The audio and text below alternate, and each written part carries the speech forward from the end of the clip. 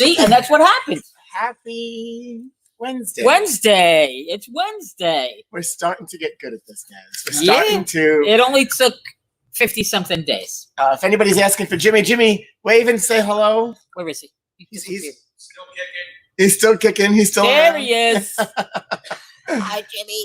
Happy Wednesday and welcome to. You're gonna try. You're gonna push it up. Wait, you can do one of those. Crush, I can't reach yet. I have to wait for him to crush. I gotta wait for him to come this way. We can crush him. Oh, there he is. There he is. On my watch. I just moved him. Look, gone. Should have scooted him. There's a new thing on my watch party. What's the new thing now? And it's like voice activated. Oh yeah, look. Do you have that? I do too. It's closed captioning, and I bet you it's not right. That's actually gonna be fun. So it's showing us on our watch parties. I don't know if this show. It doesn't show on the stream, but it's showing here closed captioning.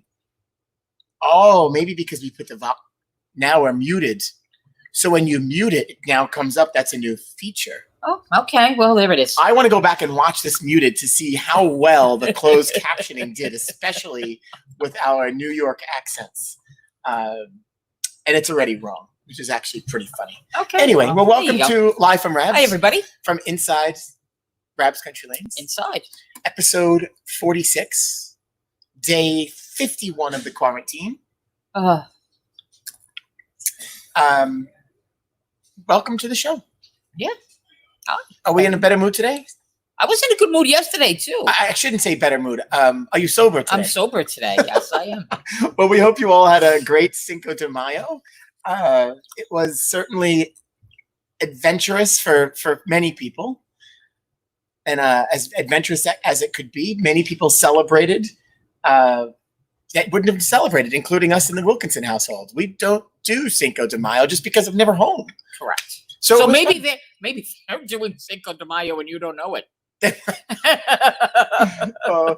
Yeah, to order Mexican food is a struggle in my house because they just don't like it. Spicy food is a struggle. Right. I don't normally like, and people think this is strange. I don't like really spicy food either, but I like tacos.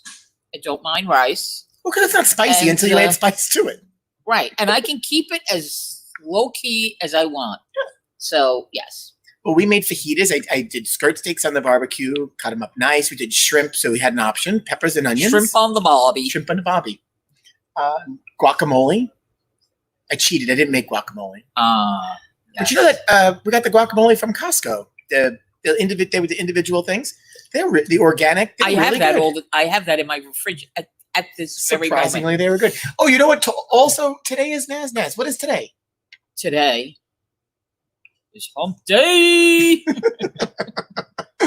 Oh, I don't miss that commercial.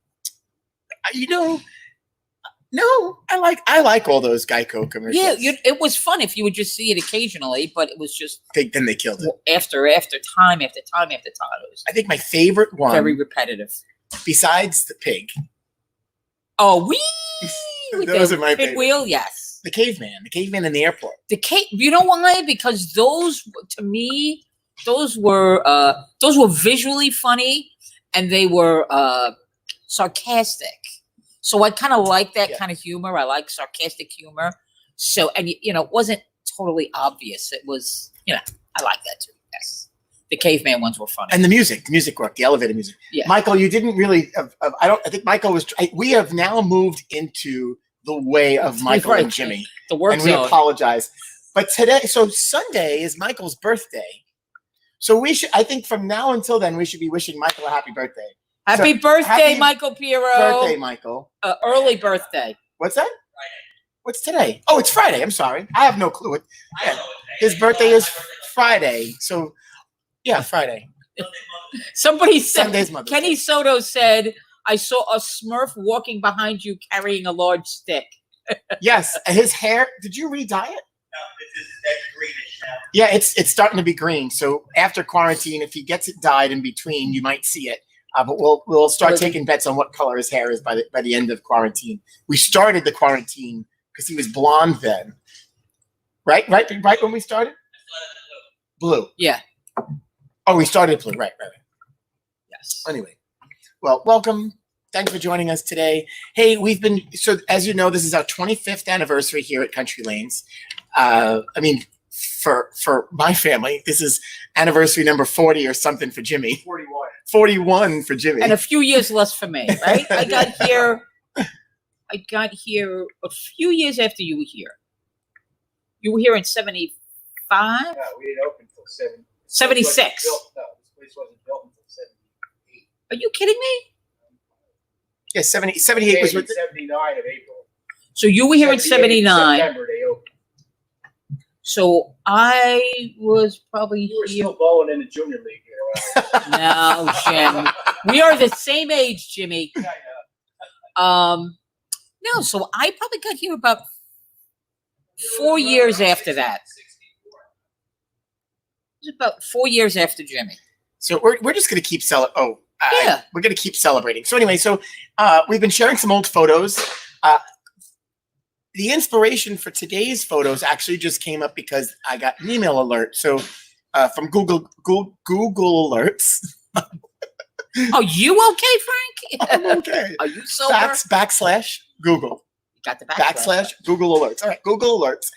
Anytime we appear in the press or our names, the business. And so I got a notification. I happened to be from CNN, and one of their writers must have updated a photo album. So this isn't that long ago. I mean, it's long enough, but this goes back to 2005, the day before Election Day.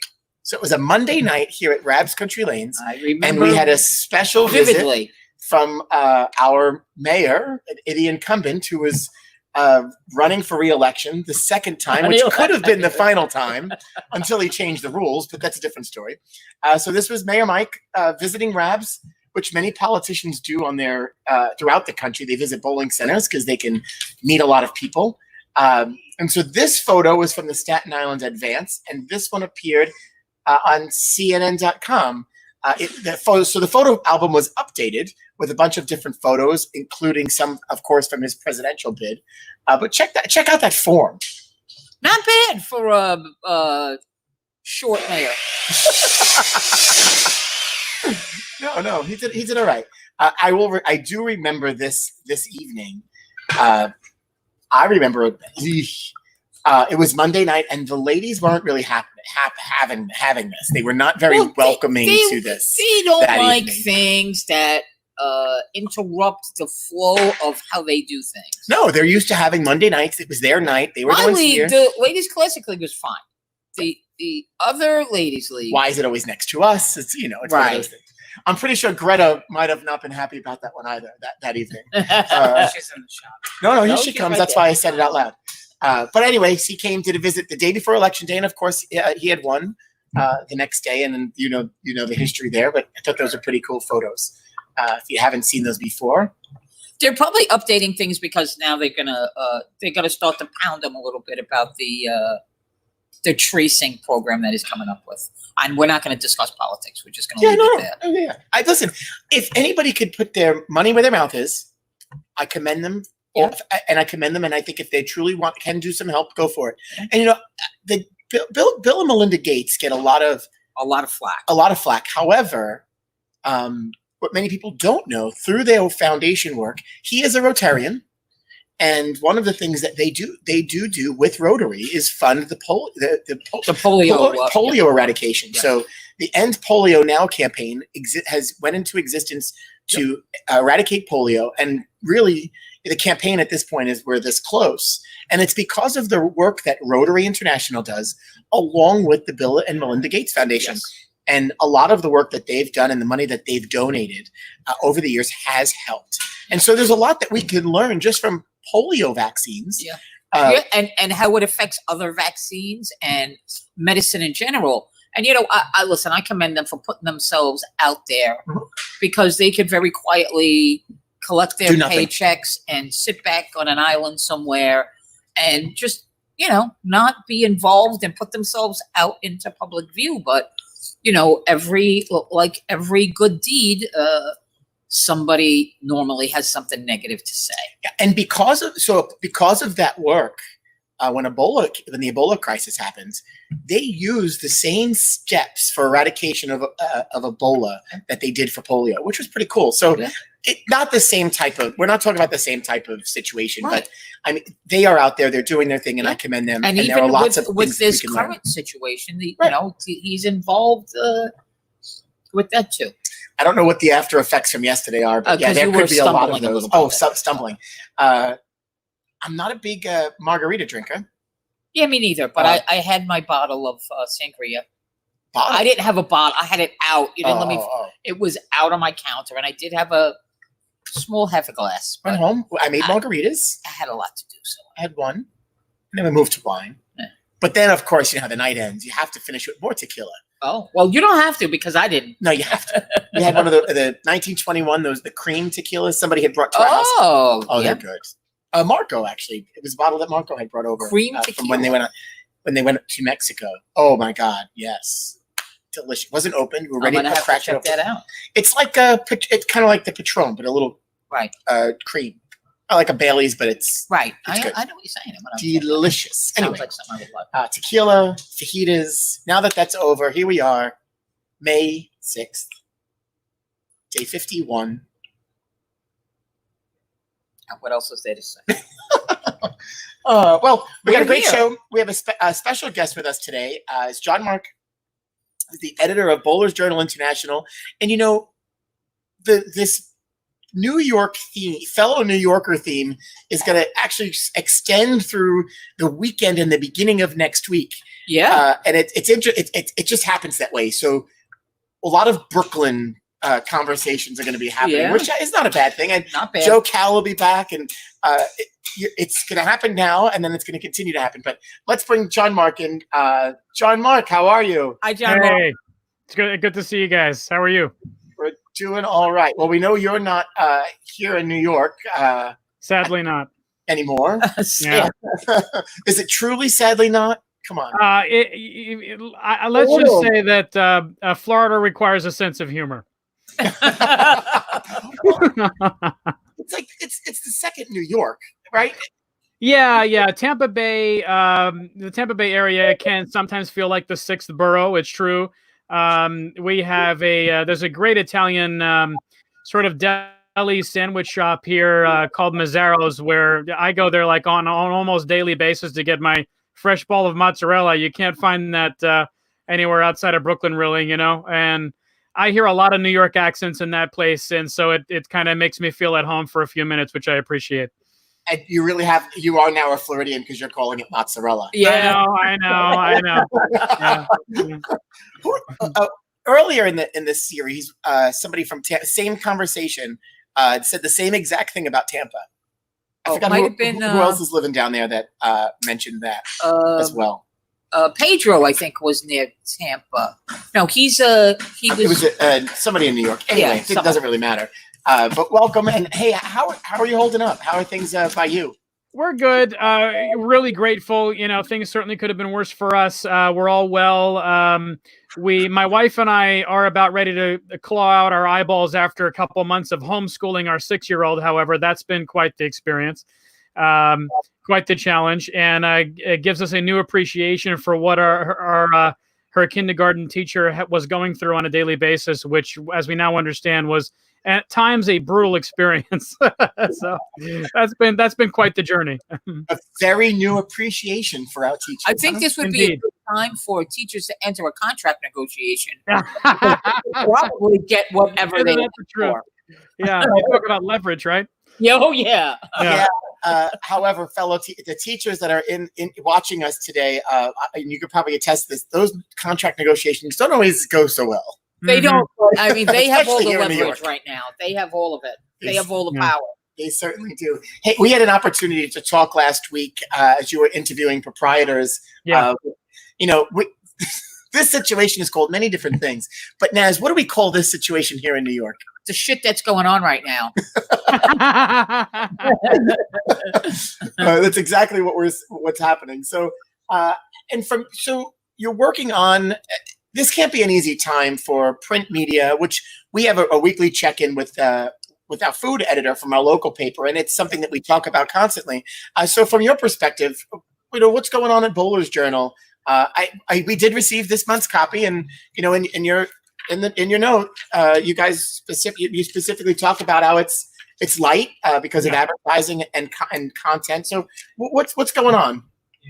Yeah, well, the situation at Bowler's Journal and throughout Luby Publishing reflects what has happened to the media landscape nationally, Frank, where you have had ad postponements, ad cancellations. Companies are trying to claw back costs wherever possible at a time when everyone's having to tighten their belt due to the unforeseen, totally unforeseeable circumstances that we face economically. Small businesses throughout the country in particular are hard hit. As you know, Frank, the PPP loan can only go so far. That's another thing you gotta have a sense of humor about. And so, yes, it's a lighter issue as a result of ad postponements that have occurred in response to this pandemic. At the same time, however, I do think that as terrible as this pandemic has been, and as difficult a blow as it has dealt to the bowling industry specifically, it has enabled us, Bob Johnson and myself particularly, to really tap into some storytelling that transcends the sport. That's an opportunity that I am always looking to seize as editor of this magazine, and it's one that really was brought to us by this pandemic. More specifically, you held up the cover of the current issue, Frank, and one thing that I'm really proud of is that shot of Kim Adler, nurse practitioner down here in Florida, 16-time PWBA tour titleist, was snapped by her 8-year-old daughter, Emma, and made the cover of the issue. How cool is that? It's a really nice shot. Yeah. We just got it yesterday. Yeah. Yeah. So that story, Kim, I talked with Kim about, what it's been like to battle this pandemic on the front lines as a nurse practitioner.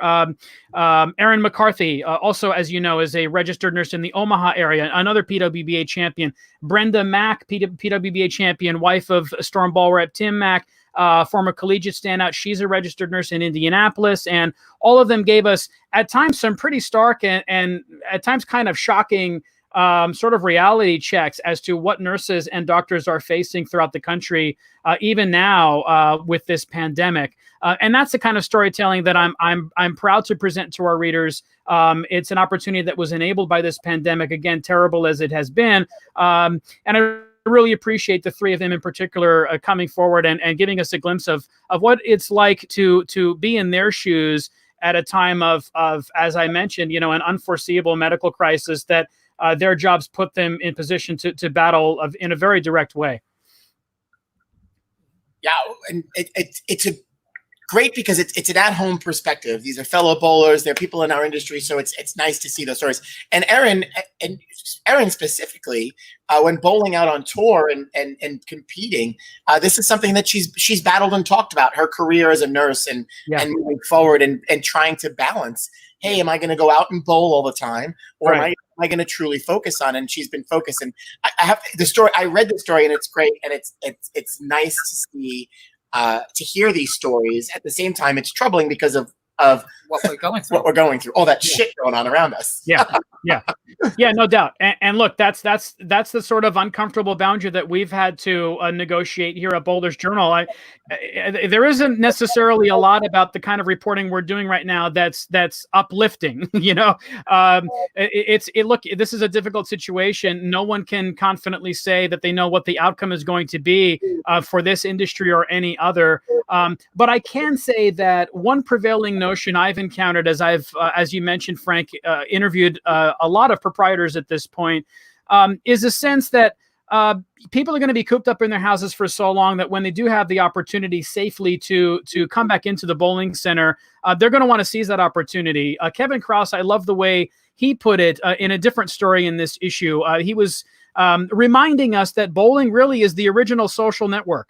Bowling centers are the original gathering places, the places that brought communities and people together. And I think that being deprived of that community gathering place now for months on end is going to serve as a reminder to people of just how much they appreciated the presence of those establishments in their communities. And I do think that when it's determined that we safely can do so, people are therefore going to be going back to those community gathering places, bowling centers chiefly among them, with a refreshed perspective and a renewed gratitude maybe for the availability of those kinds of businesses and experiences in their communities.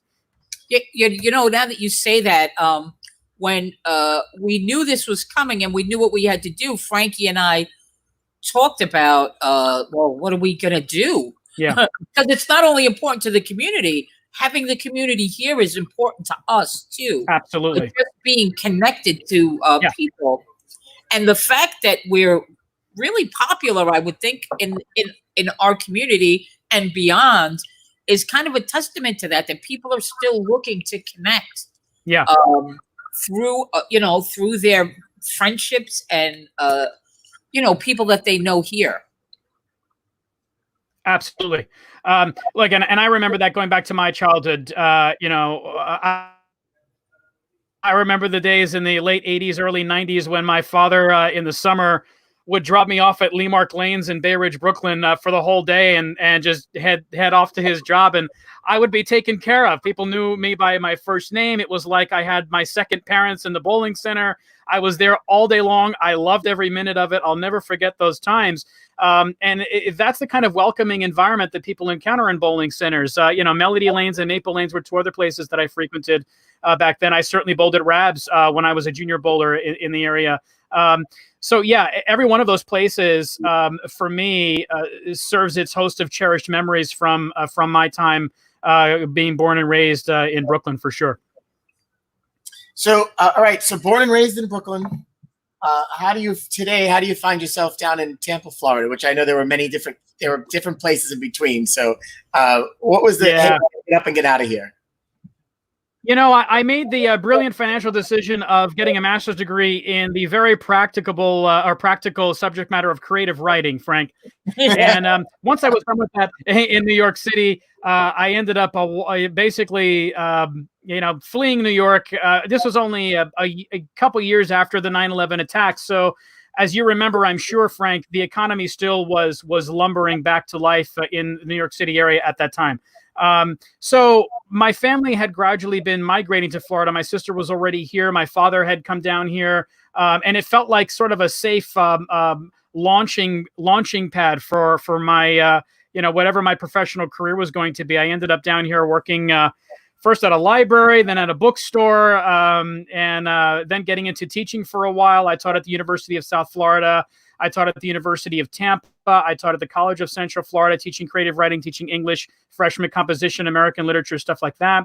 And all the while, I was thinking, how can I bring together two of my primary passions, creative writing being one of them, and being a lifelong bowler, that was the other. And I thought, how can I bring the two of them together? And so that's the thought that led me to this opportunity that I've had since 2014 to remotely work for Luby Publishing from down here in Florida, putting my degree to work in a sense of writing and doing so about something that I love and something that I have some expertise in. And I'm really grateful for that. It's something that I have very much enjoyed. Yeah, and through your work, it always comes back to home, right?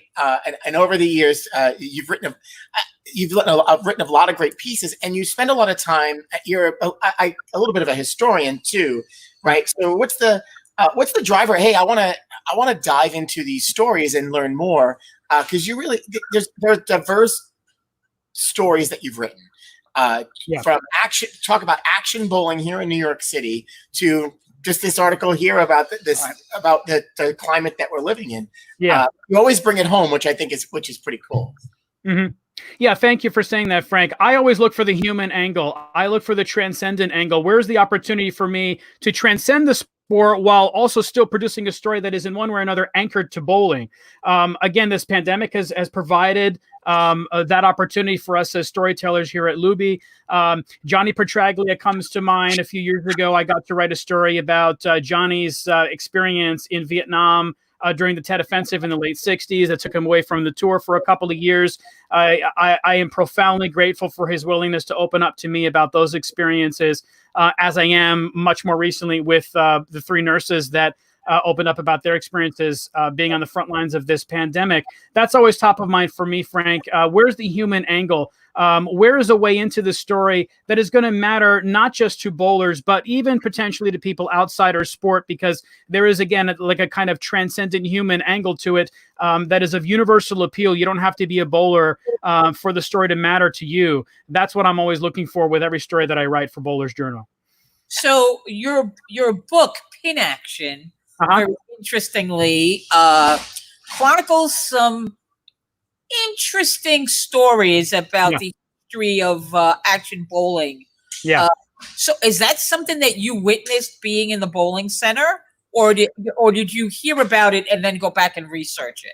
Well, the era of action bowling that I wrote about is primarily from back in the 1960s. I wasn't around, much to my dismay, to experience that in person. I would have loved to be in those smoke-filled, seedy bowling centers after midnight throughout New York City 50 years ago. That's an era of the sport that is bygone now. And you know, that's been a good thing for the sport in a lot of ways. But from my personal perspective, there's a lot of nostalgia associated with that too. I would have loved to be able to experience that environment in person. I did get a little taste of it, you know, at Melody Lanes back when I was a kid. After league, they used to stay open quite late, and I got to see some guys bowling sometimes for some decent money, very, you know, into the early morning hours, and I met some characters there. When I bowled adult leagues at Maple Lanes, the most vivid character I came across was a guy known as Snake. I don't know if Frank, you're familiar with him. Yeah. Okay. Yeah. So he was an absolute hoot. Snake. I just every week he would have you laughing. Yeah. So yeah, I got a little taste of it, but nothing like, you know, what Ernie Schlegel and Kenny Barber and Richie Hornreich and even Johnny Petraglia and Dewey Blair and those types experienced 50 years ago. Richie Hornreich is another one. Yeah. Great, and such great talent that you know, only a few of them were able to make the next step to professional bowling, but just to watch the whole scene that would go on, it was pretty funny. It was a riot. I mean, you know, you had Central, you had Gun Post, you had places like that back then that you know, it was like a circus atmosphere. You had droves of people in the back betting serious money, especially for that time. I mean, bowling for thousands of bucks a game in 1967. I mean, that's serious change back then, you know? So you can imagine just the adrenaline that had to have been pumping through the building. Just incredible. And what you say is so true. You know, Mike Limongello probably stands out with Ernie Schlegel as having had the most successful professional career after action bowling. And, you know, it wasn't just because they didn't necessarily have the talent to do it.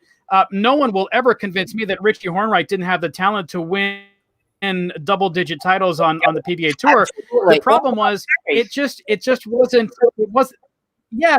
There was too much downtime for those guys. They wanted action. They wanted to bowl head-to-head with the money on the score table. You know, let's do it right now. And instead, you know, Richie is trying to bowl, you know, one qualifying block after another. He's got all this downtime in between, nothing really to do with it. That wasn't appealing to him. In fact, one of the funniest stories about Richie is how some sponsor gave him 13 checks to cover each of the 13 tour stops that were coming up, I think, on the fall tour at that time. And he ended up using all of them to gamble. I think he brought all of them to because the first stop happened to be in Vegas that season, of all people, right? So Richie's in Vegas bowling the first tour stop with 13 weeks worth of checks on his hands. What do you think he did with those? You think he entered tournaments with those? I don't think so. You know, so one of my favorite stories about Richie. It's a different, to that point, it's a different mindset. And I've heard, listen, I've been around these guys and later in life and hearing the stories. I would have loved to your point, been in the bowling center and seen that. I've seen some action, but it's not anything close to it. But the stories my father and my uncle would tell us, even the guys like Billy Horner, the stories that they would share, you can't duplicate them. You can't make them up. But to your point, these guys were gamblers. They were not So they true. didn't want to go out and bowl professionally. Right. They're driven by what's happening around Right. them. And for them, and like you said, to bowl a long block of games just to be able to feel that juice for that amount of time is difficult. They were like, well, let's do this now, one game, whatever it was. Their adrenaline absolutely. also came from the guys behind them gambling on them, right? They're throwing money and gambling on them. So it totally different atmosphere. And for a career, I mean, that was a career for these guys. They talk about it, like how much money they made. Screw my job. This is what I did at night. And sometimes it was also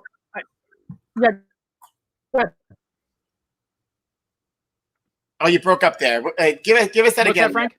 You broke up there. Broke up. Yeah, I was just going to say, in some cases, it wasn't, I think one thing that Mike Lemangillo told me was he didn't necessarily care how much money he won or lost. He just wanted to thrive off of the adrenaline of bowling for a lot of money. He didn't care if he ended up penniless by the end of the night. It was just fun for him to have experienced the action itself. Absolutely. Yeah, and then, so you mentioned Bob Perry's name. Bob wrote a book, Redemption Alley. Yes. I believe Redemption Alley. And he talks a little bit about he had a lot of he faced Other a issues. lot and other issues, but he talks exactly about the stories and what happened and why he was driven to go do what he was doing. And in his time, he was fearless and pretty. And there were many people that said he could have been in the top bowlers on the PBA tour, but it just wasn't his thing. It wasn't. Couldn't get his mind around that. So of all these guys and these stories that you've told, what has been your favorite to write and tell? One of my favorite stories is the night at Gunpost when the cops got wind of the fact that people were gambling inside after dark, some of whom were underage. And one night they staged a raid on Gunpost, cleaned the place out, and in fact, one of the kids who was keeping score, he was handcuffed to the score table. This was at a time of manual scoring, and removed from the premises going on. So the cops removed that kid that way and cleaned the place out after dark. So stuff like, incidents like that are priceless, and I'll never forget those stories. That's a good one. That's a good one. Although I don't know if we should be really sharing those.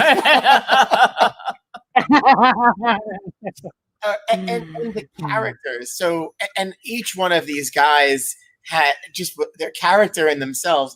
And so if you had to pick one of these guys as a character to tell their story or write about, who is your favorite, so to speak? Definitely Kenny Barber. I mean, look, Ernie, I don't need to tell you what a character Ernie is, so that goes without saying. But aside from Ernie Schlegel, I would say Kenny Barber. One of the funniest stories I was told when I was researching Kenny and before his passing, when I had time to spend time with Kenny directly, was a buddy of his who looked at me from across the table and almost all of a sudden got very serious about talking about some particular talent that Kenny Barber had. And he looked so serious. I was like, man, this must have been really something, some profound talent that Kenny had. And he goes, you know what Kenny can do, right? And I said, what? He goes, he could lick his own eyebrows. I said, really? Okay. All right. That's interesting. And Kenny, of course, went on and on about his performance of that particular talent. He was a phenomenal impersonator of Rodney Dangerfield as well. I remember one time, maybe about 10 years ago, bringing him into a pro shop that at the time Larry Lichstein had down in the Cape Coral, Florida area. And of course, the first thing he did with Larry and Ricky Ward, who was Larry's assistant, from the early 90s, Ricky Ward, PBA Tour champion, launched into this incredible Rodney Dangerfield performance that, again, I'll never forget. He would, when I first met him, he had like a jumpsuit on with all of these glittering silver and gold chains around his neck, like a handful of rings, thick rings around his fingers, and a total gambler. One of the places I met him at, of course, was at the Hard Rock Cafe here in Tampa. where I have to say he tried to talk me into skipping out on the meal we had, which I did not do. I'll have you know. But that was just Kenny. You know, everything had to be a con with Kenny, as it was with a lot of these guys. So Kenny was a character to never be forgotten. We make them sound like thieves. Yeah.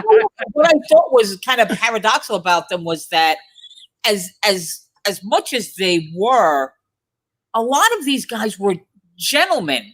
You know, they weren't disrespectful. They weren't, you know, if there were women around, they would be yelling at other guys, "Watch your mouth, there's women here."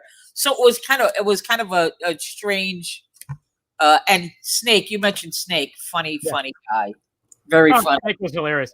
And I agree with that. You know, a guy like Ernie Schlegel has a very rough exterior, and for the first impression that Ernie makes on people, honestly, may not always be the most pleasant. But the thing is, when you get to know Ernie, you see that this man has a heart of gold. He has one of the biggest hearts I know. He is on the inside. Ernie is a total softie, a very deeply caring person who has done incredible things for youth bowlers in his area as a coach. He has helped youth bowlers with potentially terminal illnesses, kids who've had heart surgeries at very young ages. I've seen him weep over the plight of some of the children that he is encountered with certain conditions through bowling. So, you know, Ernie's one of those guys, and I know that, I mean, we know what kind of a man Johnny Petraglia is, and I think he exemplifies the kind of personality that you just described, and that by and large was true of this generation of folks. Yeah. So, you as a junior bowler, tell us a little bit about you as a junior bowler. Well, I spent a lot of time bowling at Lemark and Maple and Melody. Those were my chief houses in and around the New York City area. I went to Xaverian High School on Shore Road in Bay Ridge, where I bowled alongside Mike Mastriani, who was one of my teammates, whose son is doing amazing things on the lanes now. Michael Martell, of course, doing really impressive things on tour. Yeah. I get reports from some friends of mine back in Brooklyn watching him bowl there locally, and the consensus there is that Michael Martell is poised for some pretty tremendous feats on the PBA tour. And his Mike's younger son, of course, has done great things at Junior Gold over the last several years. So quite a stable of talent there. That was a great experience bowling for Xaverian for 3 years, sophomore, junior, and senior years, bowling all over New York. Against Malloy and St. John's and all of these places around there. And then, you know, after that, I kind of got into books and writing and still bowled. I still bowled adult league, but my passion was with writing. And now, as I said earlier in this conversation, the opportunity to combine those two passions is something that I very much enjoy. Did you ever bowl youth games? I don't think I did. No, I was primarily a league and local tournament bowler. It just struck me that he was familiar to me. I'm sure. I mean, if we know him all this time, so you know, maybe through the local events. Maybe. I remember bowling one tournament. Maybe this was one youth games like qualifying event at Show Place in Staten Island, where I believe I lost by a single pin to Chris DiTrapani. I was doing quite well the first two games and fell apart in the last game, ran into some transition that got the best of me, and DiTrapani skimmed me by a pin and ended up winning the tournament. Not a particularly happy memory, but I remember fondly my days bowling youth. And there's another character for you. Those bad memories are so vivid. That's right. Who was the bowling coach before you for the youth games? I don't. And as coached the team from 97, 96, 97? No, yeah, 96. I can't remember who the I can't remember who was before me. Huh. We'll Christine. Oh gosh, it'll come to me. Okay. Anyway, so you talk about your book, which we talked about gangster. I mean, we're talking about gangsters, bowling alley gangsters. We refer to them as. So you penned this book, which you worked hard on, as you attest to. Is there another piece in the works? Are there other stories that you didn't get to tell in that first book? Or is there another angle or a different type of group of stories that you'd want to tell in your next book? If there are any stories that I have left over from the reporting I did for that book that haven't been told, it's because they probably shouldn't be. They're probably unmentionable, Frank. So yeah, so I kept those under the table for a reason. And that book was quite a laborious effort. It took 5 years to complete. I interviewed countless people. I had hundreds of hours of interviews done by the time I was at the end of that project. It was a great experience. I'd love to be in a position to do another book. I've been talking with my agent about that actually recently, but man, I've got 2 small kids at home. I have a demanding job. And now I'm homeschooling at the same time as all of that. So I trying to figure out where the time would be to devote myself to another project, knowing what it takes to complete one, is a work of the imagination in itself. Hey, you just never know. For some, this is the perfect opportunity to go and write something. Yeah, this is true. Hey, look, I mean, we've seen that in bowling, Frank. I mean, this show is an example of that. The live stream you guys are doing with Facebook Live, proliferation of podcasts throughout the industry. Coley Edison, PBAC, doing her Q&As with various PBA bowlers. The Stu Williams and Chris Barnes show that they're doing. There's just amazing. As I was talking to Coley on an episode of the Bowlers Journal podcast just within the last week, it's amazing how this, again, terrible as it is, has also brought out the creative capacities of so many people throughout the industry. And that's been one of the positive aspects of this that that's great to see. Yeah, it's been great. And just for the record, of the Facebook Live shows, we were one of the first. just for the record. Good for you. So Naz, maybe you and I will be on a future cover of Bowlers Journal. You never know. That's right. But it's really smart what you guys are doing with this. You know, a lot of you mentioned, Frank, at the top of this conversation that I've been interviewing a lot of proprietors. I have, and many of them have told me that, you know, just because doors are closed doesn't mean you need to be close to the community you serve or close to the customers that you serve. Keep in touch with them. The technology is there now. Had this happened 5 or 10 years ago, I think it would have been potentially a much different story. But because it's happening when the technology is available, when we have things like Zoom and Facebook Live, there are plenty of opportunities to, in a really creative and imaginative and engaging way, continue to engage with your customer base and with your community more broadly, even while your doors are closed. And that, too, has been really great to see throughout the industry in the last couple of months. Yeah, it really has, and even in our own community, I did a webinar with about 20 other community leaders last week, the week before, and one of the business owners had said, "Well, I don't have a service that I could talk to people about." That actually sounded like a belch. He goes, "I don't have a service. I can't do anything." And we were like, "Well, wait a second. What do you do? What do you do? How could you?" And, I mean, if you're a yoga studio, a lot of them have gone virtually and done things like that. And to your point, just stay in touch. Yeah. You know, communicate, offer your services in some way, shape, or form to stay connected. And that's kind of how this started.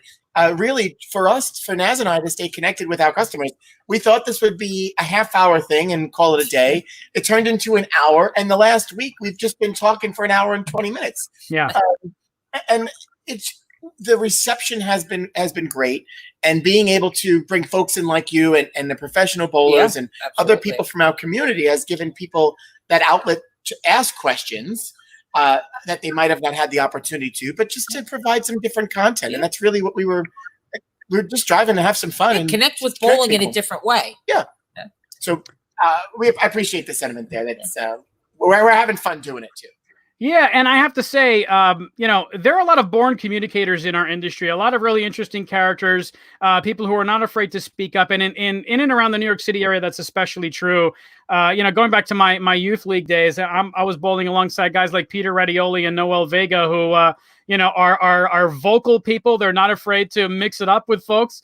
And that's great. And so the fact that, you know, this is a situation that has sort of invigorated the New York City bowling community in the way that it has isn't surprising to me, because in and around just the New York City bowling community in itself, there are plenty of people for whom, you know, communication is an innate talent. And so this is sort of tailor-made for that whole demographic.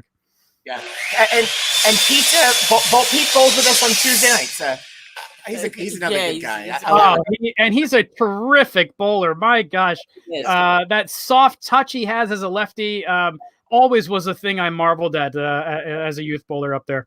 Got 300 a few months ago. He's amazing. I just love that guy. Terrific, fun to watch. He bowled multiple, and it might be in a row, like weeks in a row. I first met him. It's funny you bring up the Maple Lanes connection, but I bowled at Maple Lanes for a little while, and I had met him because he was always around through Nicole and through Mike.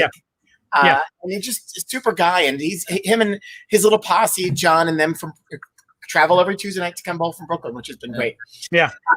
There's been a theme here this past week. Baseball has been a theme, and we're a little bummed that we don't have a season. But I don't know if I know this. Met or Yankee fan?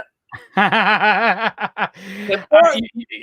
going to take some heat for this, but one thing that aligns me with Rob Stone is an abiding passion for the Tampa Bay Rays. I know I'm a big Rays fan. I'm sorry. I know. But look, I can't wait for baseball to start again after the season we had last year. And when the Yankees come to town, I have to say I won't necessarily be rooting for the Bronx Crew. I'm sorry. So the thought process of you leaving and going to Tampa to be close to Yankee spring training certainly isn't the case. I give condolences to us as Met fans, but I give condolences to you as well. I will say, when I was a kid going to school in New York, I went to PS 247 in near the Bensonhurst area in Brooklyn, and the day the Mets won the World Series in 1986, the principal, Mr. Cohen, I still remember his name, canceled classes that morning, brought all the classes down to the auditorium in that building to dance and sing to New York, New York, in honor of the Mets World Series win. So that was my first taste of just how transcendent a thing baseball can be for a city and for a nation. See, Kevin, this is terrible. He might as well be a Met fan. Real nice. And I have and my condolences more so because you can't go to a game without Yankee fans being around you, right? No matter. Very true. Oh my God. Yeah. We went there for a Met. No, it was a Yankee game. It was a Yankee Rays game. We happened to be in town. It was Junior Gold. We drove down to go check out a game. I mean, the stadium's ugly, so that doesn't help either. But it was a great experience. But I couldn't the amount of Yankee fans. Yeah, well, and from residents to tell me they're there all, but because they live there now, so it is interesting. Yeah, look, no doubt. And I have to say, Tropicana Field is not the most idyllic setting in which to watch professional baseball. I will agree with you there. And always when the Yankees are in town, at least half the crowd is Yankee fans. And as people who watch Rays games know, that's if there is a crowd at all to begin with. Attendance isn't always the greatest at the Trop. Yeah. Hey, we got a good question from Joe Laverty was on with us yesterday, and he wrote bowling for quite some time. He talked about his cover story on Monday. What's today? Oh, it was Monday. Oh yeah, we didn't have him yet. It was Monday. Sorry. Okay, Monday, not yesterday. Monday. Just before somebody else. And he talked about his experience with Mets fantasy camp. He was great, and his claim to fame was the cover story on Bowler's Digest. But he's asking who your favorite bowling writer was growing up. Oh, it has to be Chuck Pisano. I mean, here's a guy that comes from my backyard, right? And has an encyclopedic knowledge of bowling history that no one could match.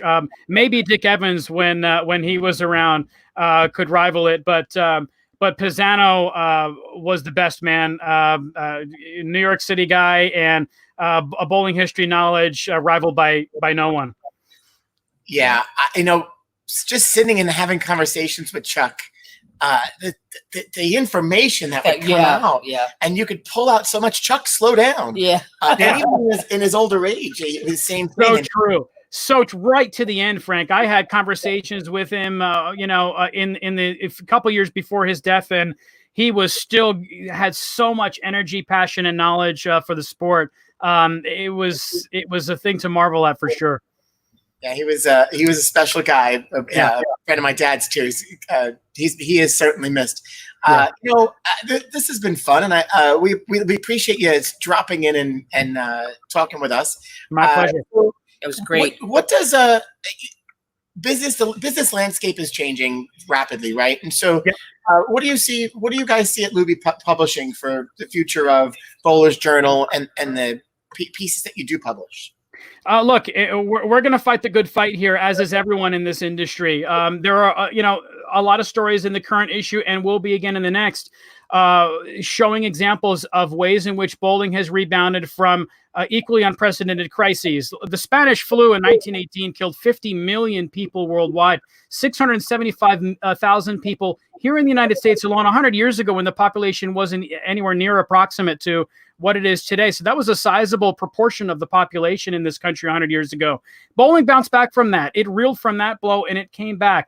Bowling's been through the Great Depression. Bowling's been through 2 world wars. Bowling's been through 9/11. And we've bounced back every time. We've been through the financial crisis 11 years ago and bounced back from that.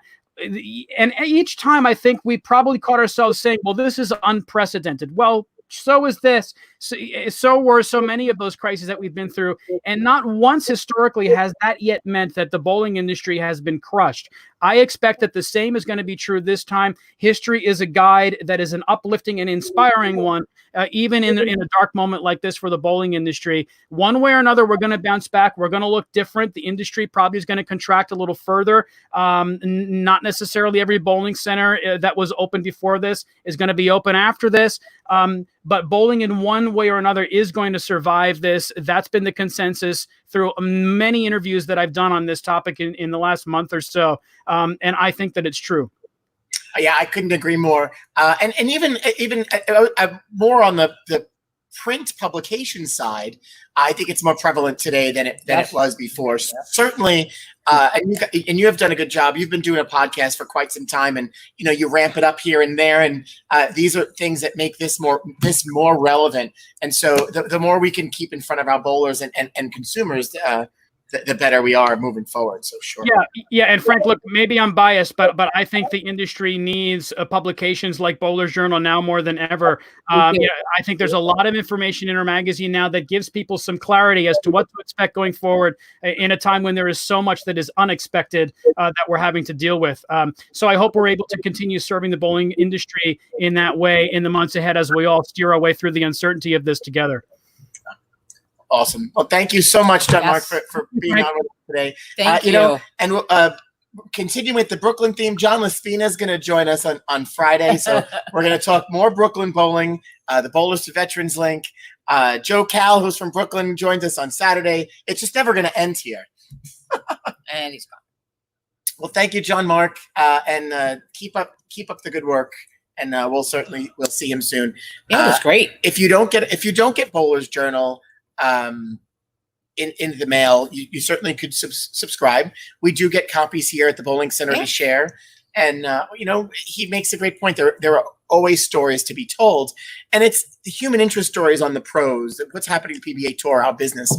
So keep up the good work. Yeah, it's a great magazine. Great. And Ronnie, Gianmarc might not be the person to ask the question that you're asking, because the Olympic question is very deep.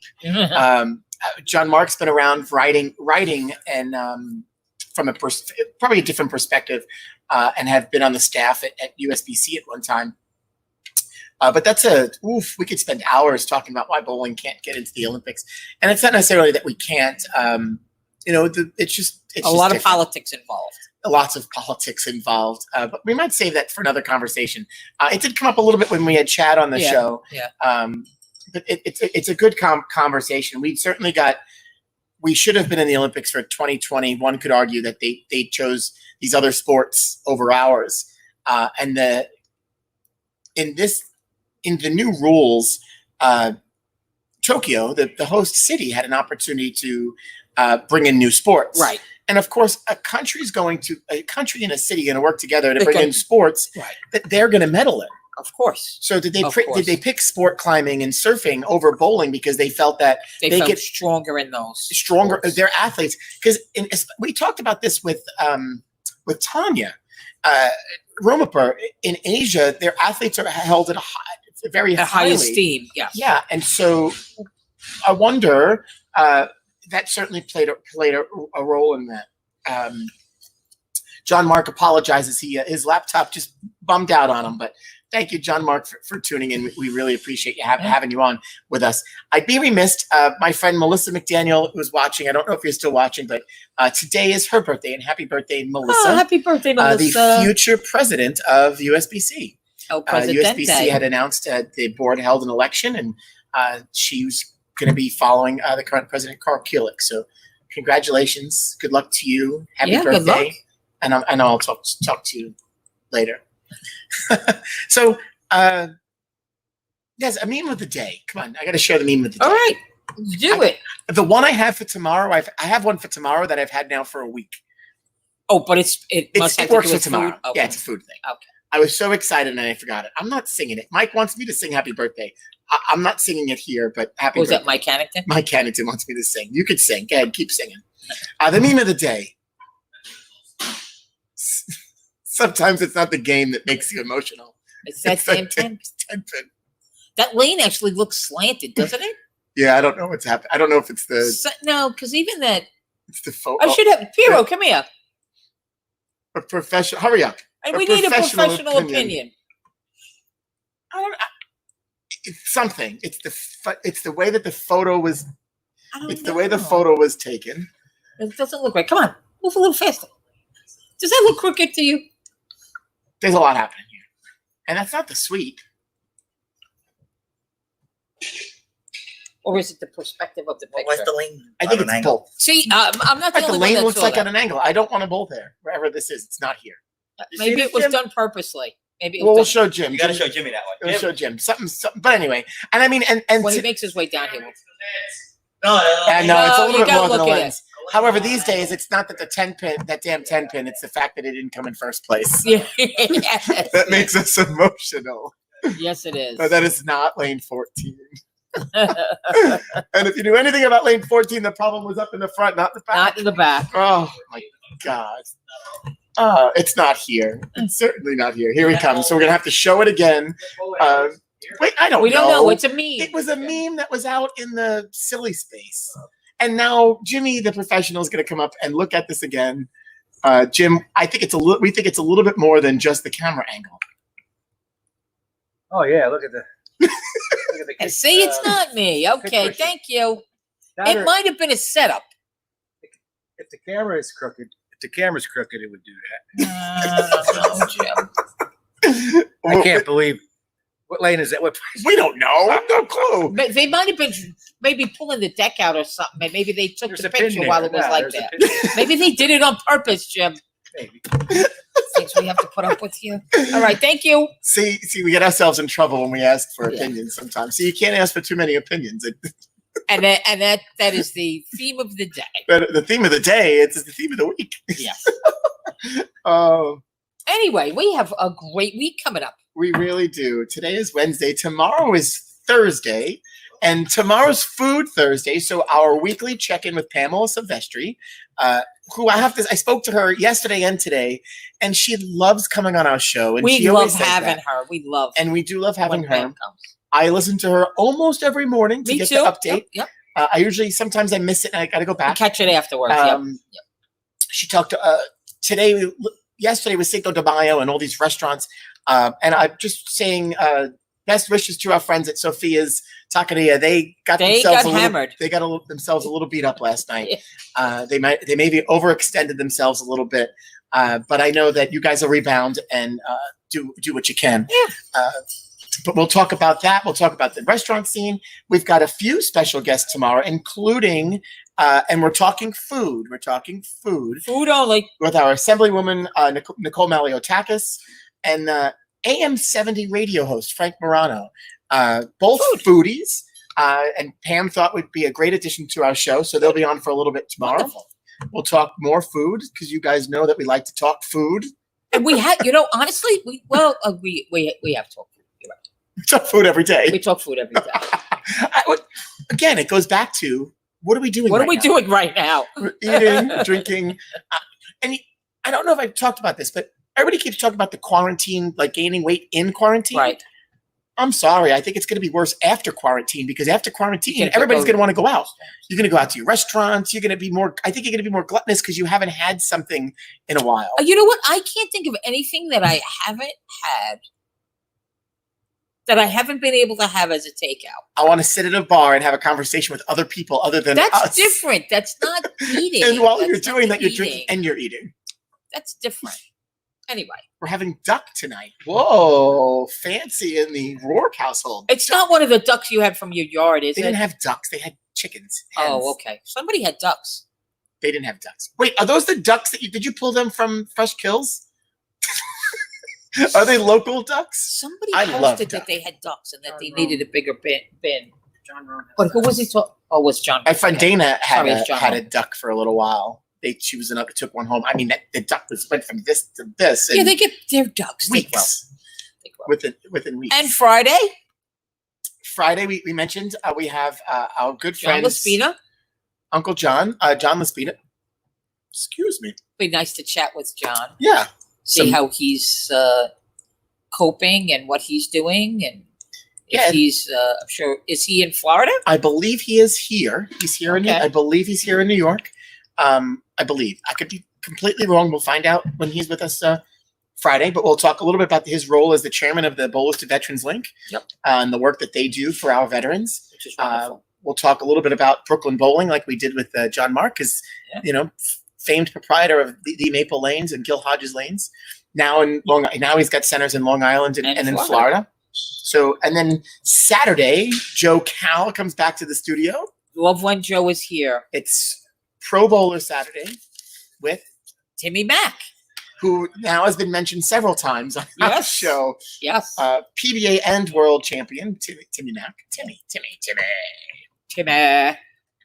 Yeah, we agree. We want to be able to sit at a bar and talk with other people. I do. I love you all, but it's not the same just texting and typing. And yes, Joy points out that BVL is great, and they really do some great work. And I know, Joy, you and your group there in Ohio does some fantastic work to raise money. So thank you. But we'll talk with John on Friday. And then the upcoming week is shaping really nicely. And we're going to take a break on Sunday.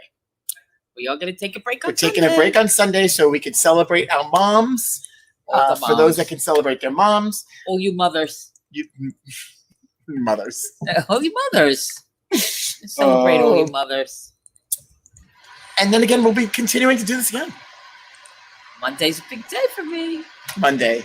I mean, Monday? Just Monday, Ness? Just Monday. No, every day is a big day. Every day is a big day here. Monday. All right, so do you want to share Monday? I do want to share. You were like chomping at the bit, like you were Chomping, almost yeah. off your seat.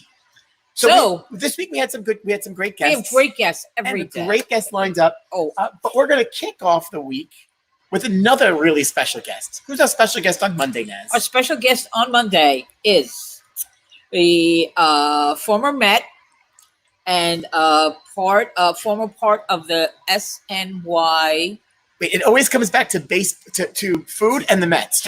Sorry, food and the Mets. The recurrent theme of the SNY analyst team was one of my favorite. And he currently has a podcast that's on hold, I believe, on the Post. And it is the one and only Nelson Figueroa will be joining us here on Monday. And he'll be talking about the Mets and baseball and whatever else we want to talk about. If you have a chance, catch his podcast. He's got some really, really great guests. Yeah. And they're very good. It's a very good show. And needless to say, I'm super excited. Naz is making some great friends while we're doing this. And I'm excited. It's always, again, food. It comes back to baseball, but it comes back to the Mets. And of course, bowling. Yankees win. The Yankees win. We didn't get to ask Gianmarc, now with the change in the schedule, if he's actually going to go watch, now that he'll have access to he'll watch have some access to some of those watch some of the games. games. Is he Maybe. going to go out if they can? If they're even going to allow people Right, if they're going to to allow watch. fans, is he going to go out and check it out? So we got a great weekend ahead. We're going to start off the week with Nelson and some other guests. I'm excited. I mean, we did say we were here until May 15th, and May 15th is coming and creeping up on us pretty fast. And We'll be here before you know as it. we just ramped up this lineup of special guests. It's going to pass like that. It is. And then we're going to be looking for more. Yeah. We've got a whole list. We got a list. We have some other exciting when, people. when we coming were up. talking the other day about reaching out to somebody, I kept scrolling through my phone. I'm going, oh, we haven't asked them yet. Yeah, we have a lot of people. Yoda is gone. Good. Oh, look, you guys, you notice a lot of things. You don't notice everything, though. I have to say, they don't notice. They notice a lot of things. But not everything. they notice a lot. Yoda is gone. Yoda is back to. He's laying on the counter in his package, Waiting for Melissa to pick him up. In addition to, I also wanted to mention, anybody that. So one, thank you to those who bought raffle tickets from the Stallion USBC. For the month of April, we do our monthly calendar based on the evening number. Yes. We sold 1,000 tickets, so kudos to Kathy Wichnevitz. I don't know if you're still watching. Kathy spearheads that project. They're all And frozen. she, I don't see that. I see it on my feed. Well, I don't know. Okay, well, let's keep going. So thank you to Kathy if you're still watching. Kudos to you. Great work. And those prize checks have been mailed.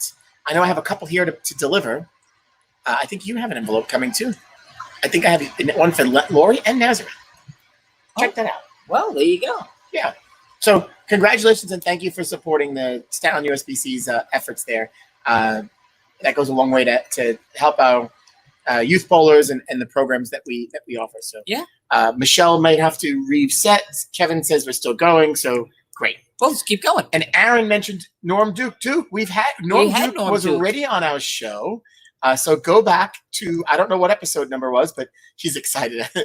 Duke, yes. Aaron, go back. Look, Norm was with us and he was awesome. And he really. He mentions EJ. We could EJ Tackett. That'd be another good potential. That's a good get. Good get. It's a good get. He's a good get. Hey, before we go and head out, and Lori, yes, congratulations. You now have 2 envelopes on your desk with checks. I don't know how much money you won. You could have won $10. I'd still be excited to win something. I won $10 this month. That's about it. Don't forget, Rab's Got Talent. Send that talent in. Send your talent. Submit your video by May 15th. It's creeping right up. bowlatrabs.com/talent. Very good. You got We want to showcase your talent. We know you have it. Make a video and shoot it off to us because we want to be able to showcase and share with the world. With everybody. We want to share with worldwide. Everybody. Your world. Yeah, we are. This show has been global. International. Ratings bonanza. We haven't said that in a while, but we haven't. Well, a ratings. Joe will be here and we'll be able to use it again. Bonanza when Joe comes back. We don't want to step on their toes too much.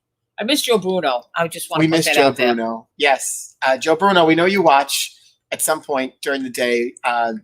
I got to send you a message. We got to get you. We got to check in. I'm pretty sure he's been working.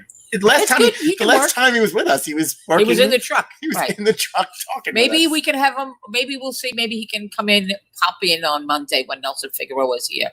I'm sure he's got some very interesting questions for him. He does. I'm sure he does.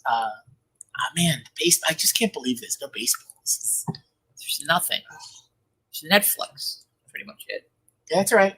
Money Heist. I'm telling you, go back to it. I did. I went. I watched 2 episodes last night. I'm so mad because I saw that. I'm not mad. I'm excited, but they renewed it for part 5, and the story continues from part 4. So I'm assuming we haven't got to the end of it yet, but I'm assuming based on that announcement that there's a nice cliffhanger. So that kind of because now I have to wait, and then of course it's going to come out when we don't have time to. Well, that's why I'm taking my time watching it. So it's not like Ozark where I jammed it in, and now God only knows when that's going to be back. You didn't jelly watching that? No. Oh God. Anyway. Only a few of you might get that one, but that's okay. See, we told you, we welcomed you inside the inner sanctum. This is what happens inside the office. Sickness. At Rab's Country Lanes. Well, we talked a little bit about the league season ending and getting ready for a new season in September. So we're looking forward to opening in phase 4, which we certainly hope is about July 1st. Restaurants open up before with no bar seating, and then kind of move around from what we're seeing. So maybe we'll talk a little bit with Pam about that tomorrow. Pam. I said Pam. Yes. Well, I yes. say Pan. Yeah, and so sadly, we are starting to see some restaurants and businesses already say that they're not not coming gonna back. reopen. They're not going to reopen. So in some cases, this is right sizing of the business community. And that's not always a good thing, but in some cases, Not right if you're on the wrong end of it. if you're on the wrong end of it. But at the same time, we do have a lot of We do have the same too, which is a concern at some point. I think I'm more concerned with all the vacant stores that we already have here on the strip of Highland Boulevard. A lot. And what does that look We're like? culling the herd, as they say. Yeah, and Dennis Hacker says Culling Ozark it, is his backyard. I mean, that's an awesome place. Oh no, we wouldn't ask bad question. That is a great question for Pamela. Yes, Kevin. I'm not sure I can get through that one. Just like on the We'll have Kevin ask. just like on bingo night last week, Weepy was one of our winners, and I just couldn't control myself. You had a little giggle fit. And we had a giggle fit. Now that Frank brings it up, if you're not doing anything on Friday, which you probably aren't, they have a great online virtual bingo, which is great fun. And he's going to probably throw up a little thing there. I had it saved. There it is. And join us for virtual bingo. have some fun, support the Rotary and all the great work that they do. And I'm not paying you for that one. I don't get paid For the commercial. Commercial. Or a free bingo card. Yeah. Oh, a free bingo card. You get a bingo card. You get a get bingo card. I kind of felt like Oprah the other night when we were giving away prizes. We upped the dollar amount, which I thought Christine was going to stab me. Because the grand prize was $250, and then and you said, raised why it don't to we just make 300. it 300? My goal is that it's going to be over 300, and it's shaping up that it could be over 300 this Well, week. I This would week's imagine bingo. you're going to have a lot of people this week. Yeah, so we're excited. So come and join us for virtual bingo. If you don't get enough of me at 2 p.m. to 3:20, 3:30, whatever time it is, come back and get more at 7 o'clock. Yeah, I'll be in Minus on my couch. Naz. But you'll have Chrissy, who, like I said, is much more fun than me. You know, it's funny. We got accused of drinking way too much. I last Friday night. might have said it myself. We didn't even. But I didn't If say- if Liz wasn't here, and I'm pointing like you guys, like Liz is still sitting here. If Liz wasn't here, we would have never even opened the second bottle, and we wouldn't have finished the first one. We did not. Christine and I didn't. We don't need, like you and I. We don't need alcohol to be silly and have fun. Well, I certainly don't. I think that's I mean, there's a difference clear. between silly, giddy, and falling on the floor. Yeah, it's a couple different things, which you didn't do yesterday. So No, I didn't. I was proud of you. You did good. You were almost there, though. No, I wasn't. I just got silly. I got silly, and then I was really tired. Then I just wanted to go home and take a nap, which I didn't do. I went home and drank more tequila. Well, there you go. I'm proud of you. I have to go home and put it in the microwave now. So what's on the dinner table tonight? We're having a salad. Some nice big salads because we've kind of been eating a little Bad. not bad, just heavy with the meat. Yeah. So we're gonna have a couple of we've got a couple of I pre-made a couple of big salads, and All right. yeah, so we're gonna chop up some chicken and throw it in there, and yeah, we're gonna go with salads for the dinner All right. tonight. You know, we've definitely we've been eating healthy, but the last night we did fajitas and peppers and And I think that's the thing that's sitting with the me. heavy, right? The heavy. Then we had pasta a couple nights ago, so we're not, we generally don't eat like that. So we're going back on the. I think we now have. I don't know what day we did leftovers last week, but tonight we're doing leftovers, and it winds up being a little pasta buffet because we had 2 nights of different pastas. So Right. tonight That's what happened to me the other night. But it's chickpea pasta. The other one we found somebody in my carbo house something? doesn't like the chickpea pasta. I love the chickpea pasta. You can't even tell. Oh, I can. I can. It's gross. It is gross. It's creamy. It's like it tastes like homemade pasta. No, it is. Our ShopRite order came today, and we got more of it. I was excited. Maybe the wrong one. Which the penne you don't like? No, it was a linguine. Linguine. Okay.